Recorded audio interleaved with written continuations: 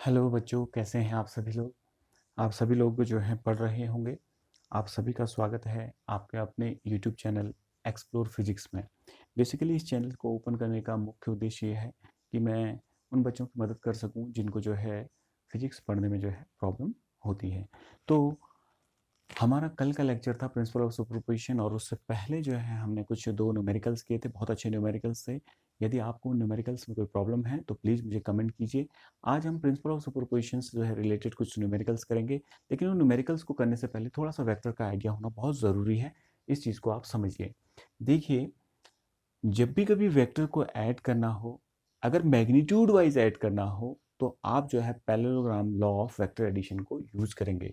जैसे मान लिया जाए आपका दो वेक्टर दे रखे हैं, one vector is your vector A and second vector is your vector B, and these the angle between these two is your theta, that is vector b is inclined on vector a by an angle of theta। इससे है तो what is the resultant of these two vector, that is the magnitude of resultant of these two vector। इसका क्या होगा? तो parallelogram law of vector addition क्या कहता है कि यदि आपके पास एक पैरेललोग्राम की दो एडजेसेंट साइड को जो है आपका एडजेसेंट साइड यानी कि एक के बाद एक जो आ रही है, देखो इसके बाद ये आ रही है, एडजेसेंट साइड के जो दो वेक्टर्स हों किसी पैरेललोग्राम के एडजेसेंट साइड को दिखाते हों दो वेक्टर्स, तो इन दोनों वेक्टरों का जो रिजल्टेंट होता है, मैग्नीट्यूड कहने का मतलब रिजल्टेंट जो होता है, वो हमेशा इस पैरेललोग्राम की जो है डायगोनल से दिखाया जाता है। ये हमने फर्स्ट ईयर यानी कि 11th में पढ़ा था। तो देखिए जरा आप हम कैसे काम कर रहे हैं, ध्यान से देखना। तो आर, इसका रिजल्टेंट जो निकालना है ये आप सभी लोगों को पता होगा, that is the magnitude of A का square plus the magnitude of B का स्क्वायर प्लस वेक्टर ए का मैग्नीट्यूड को मैंने ऐसे दिखा दिया है, मॉड करके भी दिखा सकते हैं, मैं ऐसे करके दिखा रहा हूँ। तो 2 times of magnitude of A, magnitude of B and into cos theta, where theta is the angle between A and B. तो अभी कभी भी आपको दो वेक्टरों के बीच का मतलब जो है दो जो कि इस प्रकार से हो कि वो किसी जो है पैरेललोग्राम के एडजेसेंट साइड को अगर दिखा रहे हो, तो उनके मैग्नीट्यूड को, उसके रिजल्टेंट के मैग्नीट्यूड को निकालने के लिए आप इस फॉर्मूले को यूज कर सकते हैं। इस फॉर्मूले का एक ही बेसिक डिसएडवांटेज है कि आप एक साथ तीन वेक्टर्स को जो है का रिजल्टेंट नहीं फाइंड आउट कर सकते, फिर उसके लिए हम कुछ और दूसरे ढंग से दिमाग लगाते हैं। अब इसको आप लोगों को पता चल गया होगा, तो एक इस चीज को आपको याद रखना है, ठीक है। दूसरा, कंपोनेंट ऑफ वेक्टर की मदद से हम इसको करते हैं, ठीक है। एक तो वेक्टर अलजेब्रा प्रॉपर है, वो भी कंपोनेंट ऑफ वेक्टर पे काम करती है। तो कंपोनेंट ऑफ वेक्टर कैसे निकालते हैं, ध्यान से देखिए। यदि हमारे पास एक वेक्टर है, ये वेक्टर जो है आपका ए है, ठीक है। तो इसका जब भी कभी किसी भी चीज का कंपोनेंट निकालो, जैसे ये वेक्टर है, आपसे बोला गया इस दिशा में जो है इसका परपेंडिकुलर निकालो, तो जाहिर से आप उसमें परपेंडिकुलर डाल दो जिस दिशा का चाहिए आपको। इस वेक्टर का जैसे वेक्टर आर था, आपसे बोला गया कि आप मुझे इस वेक्टर आर का कंपोनेंट बता दीजिए जिससे बना हुआ है। किसी ना किसी तो दो तीन वेक्टरों से मिलकर कोई वेक्टर बनता है कभी कभार, तो उसका वो कंपोनेंट आप बता दीजिए। तो कंपोनेंट कैसे बनाओगे, तो आप क्या करोगे, जिस वेक्टर का कंपोनेंट जिस दिशा में चाहिए उस दिशा में ही परपेंडिकुलर डाल दीजिए आप। जैसे मान लीजिए ये एक वेक्टर था, आपको इस दिशा में इसका कंपोनेंट चाहिए, तो इसमें परपेंडिकुलर डाल दीजिए। देखो ये एक वेक्टर है, इसमें परपेंडिकुलर डाल दीजिए, ठीक है। तो इसको आपको थोड़ा सा याद रखना है। बाकी आपको ट्रिग्नोमेट्रिक के कुछ रिलेशंस यानी कि ट्रिग्नोमेट्रिक रेशियो याद रखना है। तो जैसे मान लिया जाए इस वेक्टर का जो मैग्नीट्यूड है वो ए है, मैंने आपको बताया था कि जब ऐसा लिख देंगे इसको ऊपर से एरो हटा देंगे तो ये मैग्नीट्यूड के रूप में दिखाई देगा, या इसको ऐसे भी लिख सकते हैं, ये ए हो गया, ठीक है। इसका मैग्नीट्यूड ए, तो मुझे इसके एक्स दिशा में कंपोनेंट को निकालना है, एक्स दिशा में कंपोनेंट को निकालना है, और ये एंगल थीटा बना रहा है एक्स एक्सिस के साथ। तो x दिशा में मान ला इसका कंपोनेंट कितना है, ax है, तो मैंने क्या करना है, इस पर परपेंडिकुलर डाल देना है। मैंने कहा था ना जिस दिशा में चाहिए उस दिशा में उस वेक्टर का परपेंडिकुलर डाल दीजिए। देखो परपेंडिकुलर डाल दिया तो एक ट्रायंगल फॉर्म हो गया, ठीक है। तो इस ट्रायंगल में देखो ये हमें निकालना है, ये अननोन है और ये नोन है, ये वेक्टर दे रखा होगा, इसका मैग्नीट्यूड कितना है a। तो unknown upon known, unknown upon known, तो इस ट्रायंगल को देखो, ये राइट ट्रायंगल है, ये बेस राइट ट्रायंगल का बेस है, और ये क्या है, इसका हाइपोटेन्यूज है कि नहीं है। तो base upon hypotenuse will give the sense of cos theta. So ax is equal to a cos theta is the component of vector a in the direction of x axis, यहाँ पे के लिए। समझ में आ रही बात है। अब इस दिशा में चाहिए तो इसमें परपेंडिकुलर डाल दीजिए, अगर ये थीटा है तो ये कितना होगा 90 माइनस थीटा, ये होगा आपका। तो ये जो कंपोनेंट है वो कितना है ए वाई है, तो हम ए वाई निकाल रहे हैं। देखो ये वेक्टर ए है आपका, ठीक है, ए वाई निकाल रहे हैं, तो ए वाई अपॉन ए, ये देखो जरा ए क्या है, ए का मैग्नीट्यूड, क्योंकि मैं ए वाई मैग्नीट्यूड निकालूं तो जाहिर सी बात है मैं वेक्टर ना लेके क्या लूंगा, मैग्नीट्यूड लूंगा ए। अब इसको जरा ध्यान से देखिए, unknown upon known, unknown upon known, मैंने कहा था ना जिस पे भी निकालना उस पर जिस दिशा में भी चाहिए उसमें परपेंडिकुलर डाल दिए, मैंने परपेंडिकुलर डाला और उसको ड्रॉ कर रहा हूँ, निकाल रहा हूँ। तो आप देखिए ये ए वाई अपॉन ए रखा is equal to base upon hypotenuse, base upon hypotenuse क्या हो जाएगा आपका कॉस 90 माइनस थीटा, और A Y is equal to A sine theta, because cos 90 minus theta is again is A sine theta, sorry, ये हो गया आपका O sine theta के बराबर होता है। ये बात सबको क्लियर होगी। तो इस प्रकार से इस वेक्टर को हमने तोड़ दिया। अगर कोई ऐसा चाहता है कि मैं इधर पे परपेंडिकुलर ना डालूं तो आप ऐसा तो कर सकते हैं, ये अगर ए वाई है तो ये इसके अपोजिट, ये देखो एक पैरेललोग्राम है आपका, ये पैरेललोग्राम की अपोजिट साइड्स इक्वल होती हैं और उसकी दिशा भी यहाँ पे ए वाई, इससे डायरेक्ट निकल जाता है। This upon this that is A Y upon A is equal to perpendicular upon hypotenuse is your sine theta, और A Y is equal to A sine theta, ऐसे भी कर सकते हैं। जनरली हम ऐसे ही करते हैं, बार बार ऐसे बनाने में डायग्राम बहुत ज़्यादा घना हो जाता है, थोड़ा सा दिखने में अजीब सा लगता है जैसे इसमें बहुत सारी ड्रॉ हो गए हैं, तो इसीलिए हम डायरेक्ट ऐसे निकालते हैं क्योंकि वो वैल्यू बराबर होती है, क्योंकि ये और ये वेक्टर क्या होंगे अपोजिट साइड ऑफ पैरेललोग्राम है तो वो इक्वल होंगे और दिशा भी वही है, तो जाहिर से वेक्टर क्या हो जाएगा आपका इक्वल हो जाएगा। ठीक है, तो ये आपके पास कुछ जानकारी थी। अब हम जो है क्वेश्चन करते हैं। तो माना आपको एक ट्रायंगल प्रोवाइड कर रखा है, ये आपका एक ट्रायंगल है, ठीक है, और यहाँ पे जो है माइनस क्यू चार्ज दे रखा है, ये प्लस क्यू चार्ज दे रखा है, और ये भी जो है प्लस क्यू प्रोवाइड कर रखा है, ठीक है। ये ए है, ये बी है और ये सी है, ये ए है। You have given A triangle, ठीक है। सी फिगर, मैं क्वेश्चन बना रहा हूं, सी फिगर, फिगर को देखो बोल रहा है आपको, ठीक है, figure, and find net force on charge minus Q पे चार्ज पे निकाल दीजिए। तो इसका नाम रख लेते हैं हम, इसका पूरा इस ट्रायंगल का नाम रख लेते हैं। ये ट्रायंगल एक इक्विलेटरल ट्रायंगल दे रखा है, ये सबकी जो लेंथ है वो कितनी है, ए है, ये आपको इक्विलेटरल ट्रायंगल प्रोवाइड कर रखा है। ये क्वेश्चन की मतलब क्या है, सी फिगर, यानी कि फिगर के ऊपर ही मैंने पूरी बात डाल दी लैंग्वेज ना लिख के। आपको इस माइनस क्यू पे नेट फोर्स निकालना है। नेट फोर्स कैसे निकालेंगे आप उस चीज़ को समझते हैं, तो प्रिंसिपल ऑफ सुपरपोजिशन के अकॉर्डिंग पहले इंडिविजुअल फोर्स निकाल लेते हैं कि वो कौन कौन से हमें दिख रहे हैं, ठीक है। तो इसको करते हैं, net force on this charge निकालना है हमको। तो ध्यान से देखिए, इसका नाम मैं रख लेता हूँ कुछ, तो इसका नाम मान लिया जाए, इस पॉइंट का नाम ए है, ये ए है, इसका नाम बी है और इसका नाम सी है, ठीक है। ए बी सी मैंने पॉइंट रख दिए हैं। तो इस पे मुझे इस ए पे इसके द्वारा फोर्स निकालते हैं।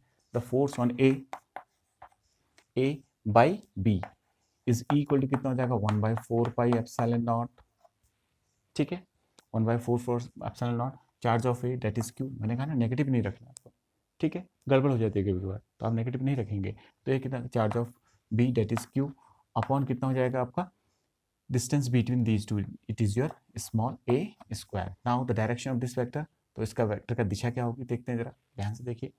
ये इसका सेंटर, ये इसका centre, line joining the centralise force है, तो ये हो गया, ये नेगेटिव है ये पॉजिटिव है, तो रिपेल करेंगे कि अट्रैक्ट करेंगे, अट्रैक्ट करेंगे, तो ये अपनी ओर खींचेगा ऐसे करके।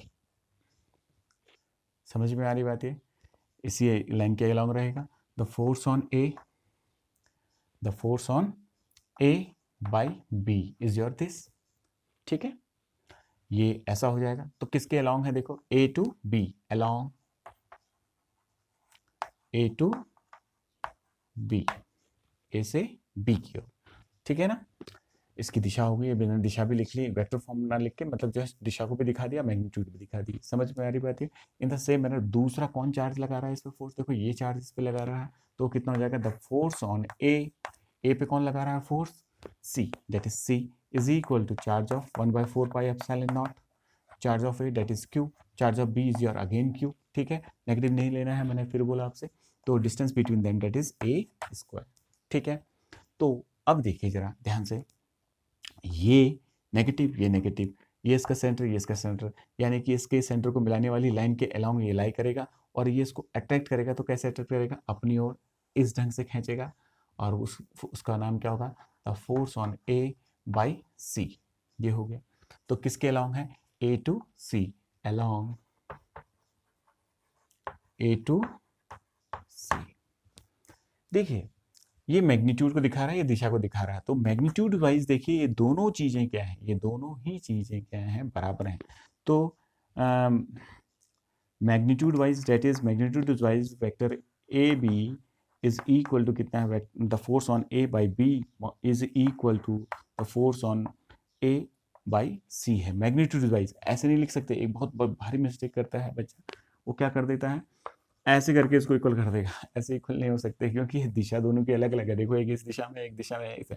तो वेक्टर इक्वल तभी होते हैं जब उनका मैग्नीट्यूड और डायरेक्शन जो है सेम होते हैं, ठीक है, तब हम उनको इक्वल लिख सकते हैं। तो मैं इसके ऊपर एरो नहीं लगा रहा हूँ, सिर्फ मैग्नीट्यूड निकाल रहा हूँ और मुझे रिजल्टेंट फोर्स इस पर निकालना है। समझ में आ रही बात है? अब हम अपने parallelogram law of vector addition का मदद लेते हैं। यदि parallelogram law of vector addition क्या कहता है, यदि हमारे पास दो साइड्स हैं, देखो ये एक साइड, एक फोर्स ये है और दूसरा फोर्स ये है, ठीक है, 1 2 है ये आपका, ठीक है, एक वेक्टर ये है, एक वेक्टर ये है, और ये किसको दिखा रहे हैं, पैरेललोग्राम के साथ। तो इसका रिजल्टेंट जो बनेगा, इसका डायगोनल बनेगा, ये रिजल्टेंट हो गया, और ये एंगल कितना है, लेट इट बी थीटा है, तो इसका ये रिजल्टेंट निकालना पड़ेगा। तो कितना होता है, एफ इज इक्वल टू कितना हो जाएगा बेटा, sorry R is equal to, इस पे रिजल्टेंट कितना हो जाएगा, f1 square plus f2 square plus 2 times of f1 f2 cos, जो इसके बीच में एंगल है दैट इज थीटा, उसका under root. In the same manner देखिए इस पे रिजल्टेंट निकालना है, तो कैसे निकालेंगे, वो रिजल्टेंट कहाँ के साथ होगा, देखो एक इसको इस दिशा में खींच रहा है, देखो जरा, एक बच्चा मुझे इस दिशा में खींच रहा है, एक बच्चा मुझे इस दिशा में खींच रहा है, ये दोनों मेरे हाथ हैं, देखिए जरा, ठीक है। तो जब ये मुझे खींचेंगे, ना तो मैं इधर जा सकता हूँ, ना तो मैं इधर जा सकता हूँ। अगर ये दोनों बराबर फोर्स हैं, क्योंकि ये दोनों की मैग्नीट्यूड बराबर है, तो जाहिर सी बात है मैं बीच में ही जाऊँगा, कहीं मैं कहाँ जाऊँगा, बीच में जाऊँगा, ठीक है। तो जाहिर सी बात है जो नेट फोर्स होगा उसमें कहाँ की साइड होगा, वो बीच में होगा, डेट इज कैपिटल एफ इस दिशा में होगा।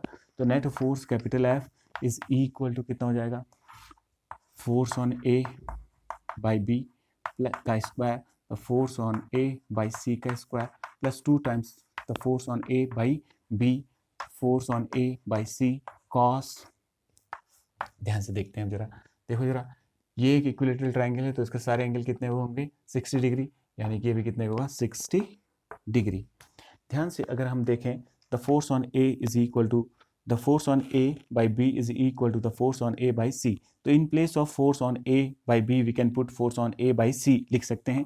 तो अगर हम इसको लिखना चाहें तो इस ढंग से लिख सकते हैं, देखो जरा, the force on A by C लिख दिया इसकी जगह पे, plus the force on A by C plus the 2 times of the force on A by C, the force on A by C. In place of force on A by B की जगह हमने क्या लिख लिया, force on A by C, because they are magnitude wise क्या है, because they are same according to their magnitude, उनकी magnitude के अनुसार। तो cos 60 कितना होता है, 1/2, 1/2, 1/2, ये कैंसिल हो गया आपका। इतना सभी को समझ में आ रहा होगा, cos 60 जो है आपका 1/2 होता है, ठीक है। तो अगर इसको हम सॉल्व करते हैं तो नेट फोर्स कितना आता है, उस चीज़ को देखिए, net force capital F is equal to under root, ध्यान से देखो जरा, F A C plus F A C that is 2 times of F A C square, और एक और एफ ए सी स्क्वायर है, देखो यहाँ पे दिख रहा है आपको, plus F A C square, क्यों, F A C into F A C कितना हो जाएगा, F A C square that is under root 3 times of F A C square. तो अगर हम इसको निकालना चाहें तो f इज इक्वल टू कितना आएगा, ध्यान से देखो जरा पे, ध्यान से देखो, ये अंडर रूट 3 तो अपनी जगह पे है, और ये जो है रूट से बाहर निकल जाएगा क्योंकि स्क्वायर है, तो एफ ए सी और अंडर रूट 3 FAC की वैल्यू कितनी है, आपने अभी निकाली थी, वो कितना है 1/4 pi epsilon not Q into Q, that is Q square upon distance between them, that is E square। ये आ गया आपका। तो इस प्रकार से हम क्या कर सकते हैं, फोर्स को बड़ी आसानी से क्या कर सकते हैं, फाइंड आउट कर सकते हैं। तो आप सभी लोग इस न्यूमेरिकल को देखिए, तो आपको बड़े आसानी से न्यूमेरिकल समझ में आ जाएगा। ठीक है, अब हम जो है अगला न्यूमेरिकल कर रहे हैं। कोई के सिस्टम ऑफ चार्ज दे रखा है हमको। ठीक है, ठीक है, ये देखिए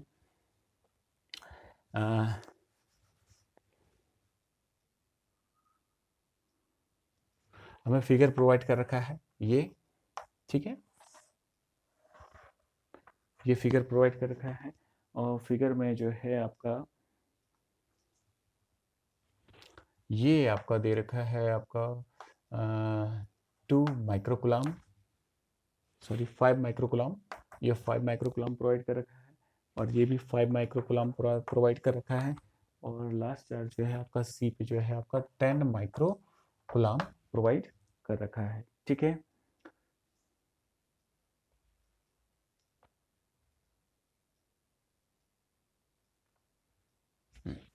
ये 10 माइक्रोकुलाम प्रोवाइड कर रखा है। तो आपसे बोला गया है कि आप जो है 10 माइक्रो फाइंड force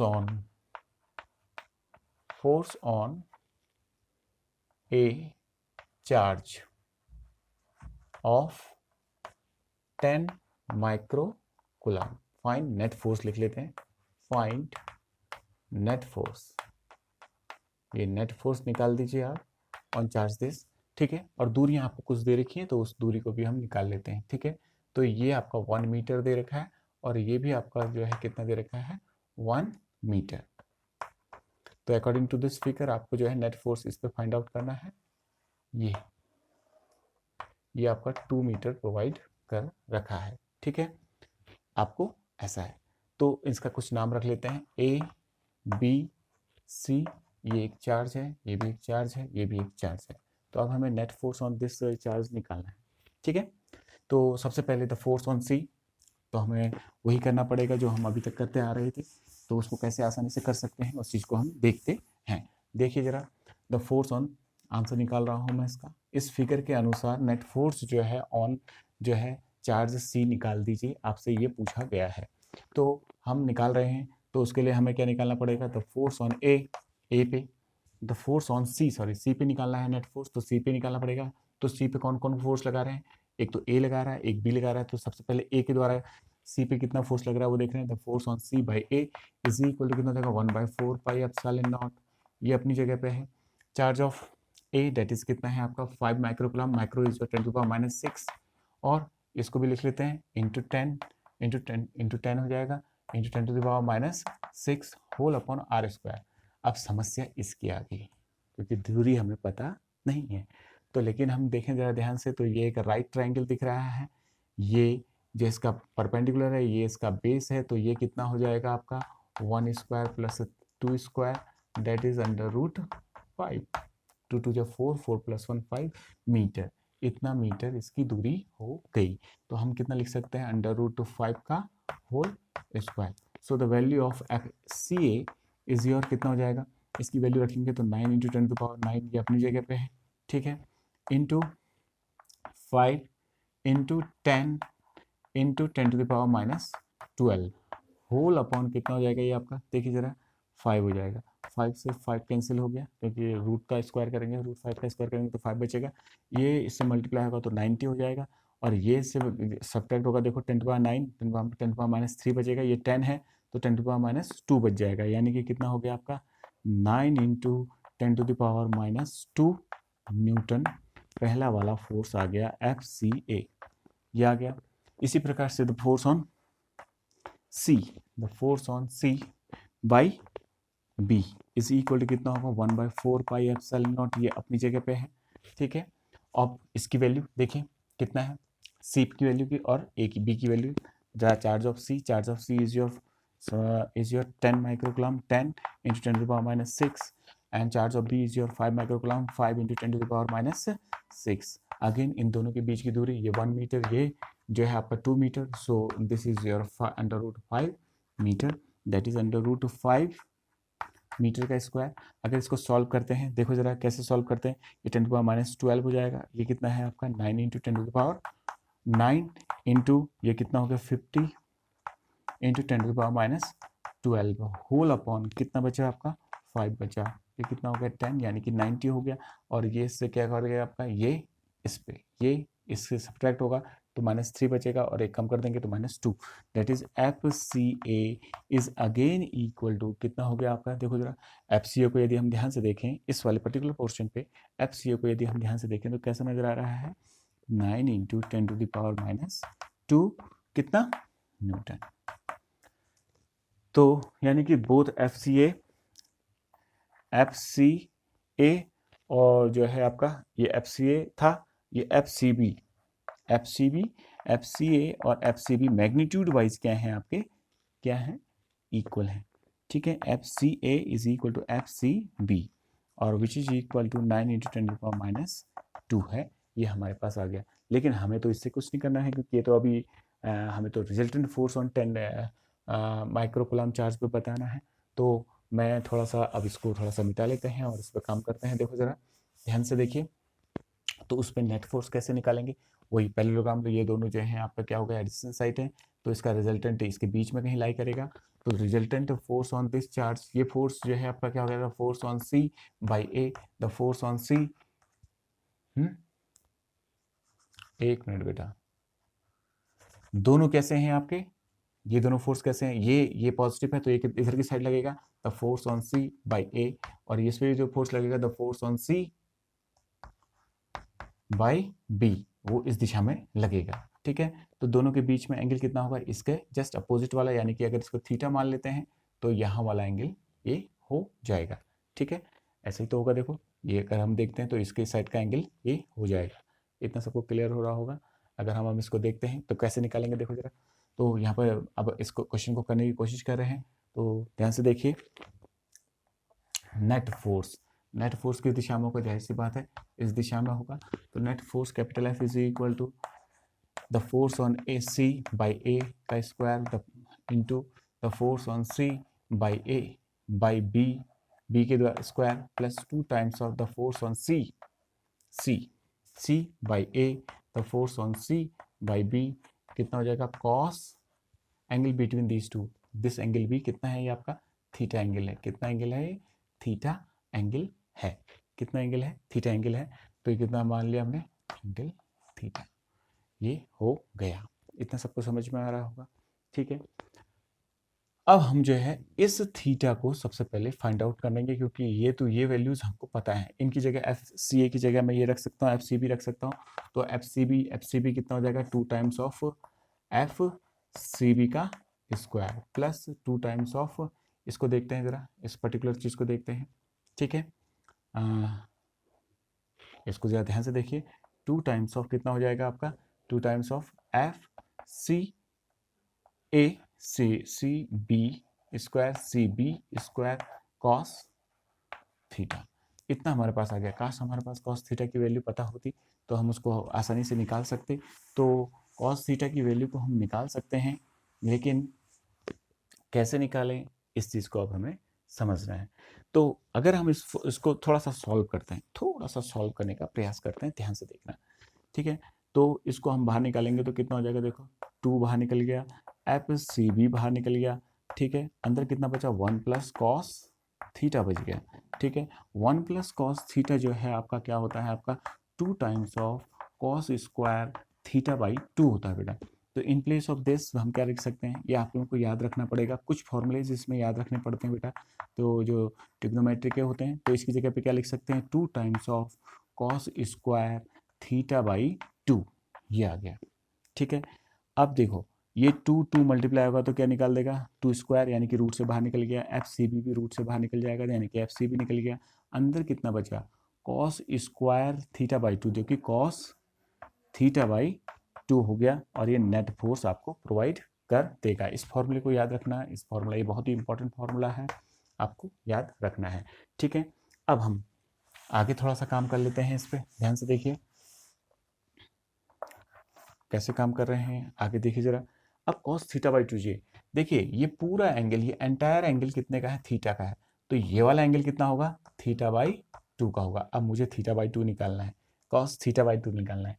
तो cos, इस ट्राइंगल को जरा ध्यान से देखें, इस वाले ट्राइंगल को जरा ध्यान से देखें, इस वाले ट्राइंगल को, ठीक है। इस ट्राइंगल को, इस ट्राइंगल का नाम रख लेते हैं, ये सी है, इसका नाम ओ रख लेते हैं।